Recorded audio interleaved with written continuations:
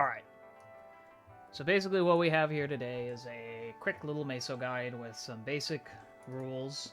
Kind of going over how to farm Meso, as well as also what quests to do if you're in kind of a tight spot and you need some extra Meso. This is entirely something that me and my chat just kind of threw together real quick here. Nothing fancy. I'm not going to go super in-depth.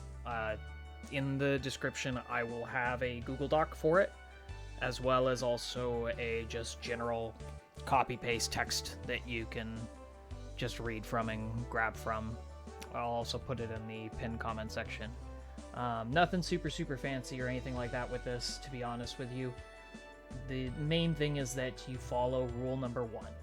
If you follow rule number 1, which is when you're hunting for profit and trying to make Meso, you cannot rely on the rare and chase drops, okay? The number one thing that you need to do, regardless of where you're farming, regardless of EXP, regardless of anything like that, if you are trying to make money while you are farming, or hunting, or grinding, whatever you want to call it, you need to make sure that the Meso from the monsters and from the equips, on average at least, is equaling or is beating the money you are spending on potions. If you are not doing this, there is no point to chasing after big numbers and big drops like Love for Attacks, or Steelies, or Tobies, or Ilbies, or whatever. There's just no point to doing that.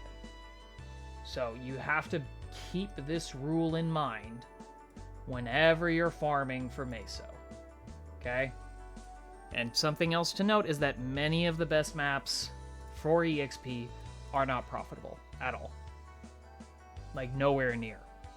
Death Teddy parties is nowhere near profitable. The only person in that party, if you're doing that group that is making net neutral or slight positive, is the cleric or priest. That's it. And that's just because they're kind of broken. If you are wanting to make a character that is specific for farming and specific for making Meso, cleric and priests are number 1 by far for mob farming. For boss farming, it's a little different. I'm not going to get into that because that's a difficult thing to really kind of pin down, and you have to be very strong for it to be consistent.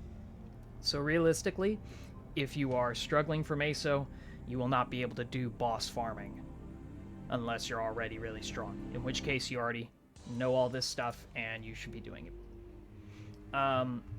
I've basically broken it down in a couple of sections, 1 to 30. You have a couple of quick quests.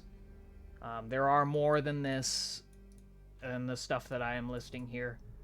It's just that this is just the quick stuff that I put together that are solid in my opinion, as well as info that chat gave me. So yeah, if you guys have any questions, feel free to give me a holler. I'm pretty much always streaming on twitch.tv/Captain Kappa. Feel free to give us a subscribe, like, and a follow. I'd really appreciate it.